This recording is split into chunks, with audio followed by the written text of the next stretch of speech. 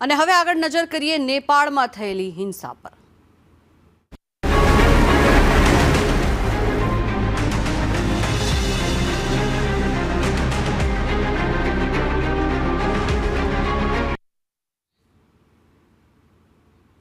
તો નેપાળમાં હિંસા બાદ નવી સરકાર બનાવવાનો પડકાર। નવી સરકાર બનાવવા માટે જેન્સીની વર્ચ્યુઅલ બેઠકમાં 5000થી પણ વધુ લોકોએ ભાગ લીધો।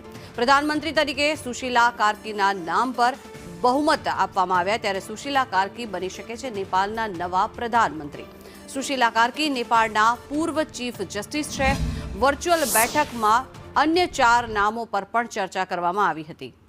મહત્વનું છે કે આ સમગ્ર જે નામ છે તે સામે આવ્યા છે। કાઠમંડુના મેયર બાલેન્દ્ર શાહના નામ પર પણ ચર્ચા કરાઈ, ત્યારે કુલમન દિસિંગ સાગર ઢકાલના નામ પર પણ ચર્ચા કરવામાં આવી છે। ત્યારે 2017માં નેપાળની સંસદમાં ચીફ જસ્ટિસ કાર્કી વિરુદ્ધ મહાભિયોગ પ્રસ્તાવ પણ લગાવવામાં આવ્યો હતો। તેમના પર સરકારના કામકાજમાં દખલ કરવાનો આરોપ મૂકવામાં આવ્યો હતો। ત્યારબાદ કાર્કીને સસ્પેન્ડ પણ કરવામાં આવ્યા હતા, પરંતુ કાર્કીએ હાર ન માની તેમણે આની વિરુદ્ધ સુપ્રીમ કોર્ટમાં અરજી કરી।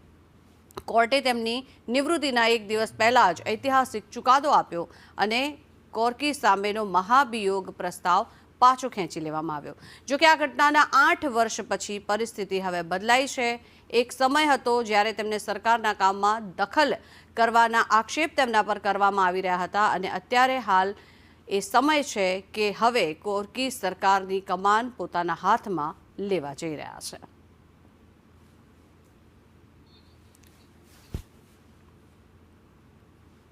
તો નેપાળમાં નવી સરકાર બનવાનો જે પડકાર છે તે સામે આવ્યો છે, તેને લઈને હવે 2016 અને 17માં તેઓ સુપ્રીમ કોર્ટના કાર્યવાહક ચીફ જસ્ટિસ જેઓ રહ્યા છે, હવે તેમને વડાપ્રધાન બનાવવાની તૈયારીઓ શરૂ કરવામાં આવી રહી છે। ત્યારે તેમની સામે મહાભિયોગ પ્રસ્તાવ લગાવવામાં આવ્યો હતો, જેને પાછો પણ ખેંચી લેવામાં આવ્યો, અને આ ઘટનાના 8 વર્ષ બાદ પરિસ્થિતિ ફરી એકવાર બદલાઈ ગઈ છે। એક સમય હતો કે જ્યારે તેમને સરકારના કામમાં દખલ કરવાના આરોપસર હટાવવામાં આવ્યા હતા, પરંતુ કાર્કી સરકારની કમાન હવે તેઓ પોતાના હાથમાં લેવા તૈયાર છે।